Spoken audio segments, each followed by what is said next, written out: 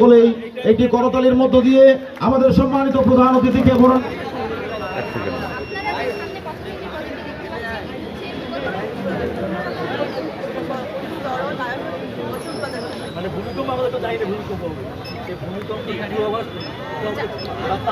এবং আমরা বলছি আমরা পর্যায়ক্রমে বাংলাদেশে প্রায় 2.5 কোটি কৃষক, প্রত্যেকটা কৃষকের কাছে আমরা এই কৃষক কার্ড পৌঁছে দিব এবং যারা যারা কৃষক কার্ড পাচ্ছেন তারা নিশ্চয়ই জানেন কোন ক্রাইটেরিয়ায় কিভাবে কৃষক কার্ডটা দেওয়া হচ্ছে।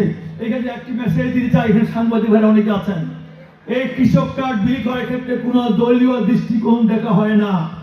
এখানে আমাদের কৃষি মন্ত্রণালয়, ইউনো সাহেব, আমিও নিজেও বলতে পারবো না ওই 2000 যে কৃষক কে কার্ড পাচ্ছে আমিও বলতে পারবো না।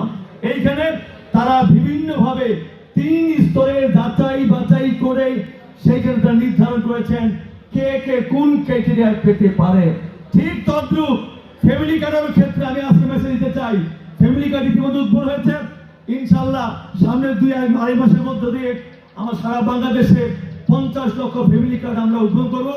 সেই মধ্য দিয়ে দেবীগঞ্জ বোধহয় 10-20 হাজার আমরা আমাদের মাদের বোনদেরকে ফ্যামিলি কার্ড দিয়ে সেখানে আমরা আমাদের শুরু করব। এবং সেই ক্ষেত্রে কিন্তু কোনো দলীয় দৃষ্টিকোণ দেখা হবে না, কোনো ধর্ম বর্ণ দেখা হবে না, যার পাওয়ার যোগ্য তাকেই আমরা প্রদান করব। এইভাবে বাংলাদেশের 4 কোটি পরিবারের প্রত্যেকটি পরিবারে গৃহিণীকে এই কার্ডটা প্রদান করা হবে। মাননীয় প্রধানমন্ত্রী তারেক রহমান বলেছেন ওনার স্ত্রী ডাক্তার জোবেদা রহমান, আমি যে আপনার এলাকার এমপি মন্ত্রী, আমার স্ত্রীও এই কার্ডটা পাবেন। ইউনো সাহেবের স্ত্রী থাকলে তুমিও পাবেন, অতি সাহেবের স্ত্রী থাকলে উনিও পাবেন। প্রত্যেকে সেই কার্ডটা আমরা দেওয়ার ব্যবস্থা করব। কাজে আমরা যা নির্বাচন ইশতেহারটা বলেছি সেটা আমরা অক্ষরে অক্ষরে পালন করবো ইনশাল্লাহ।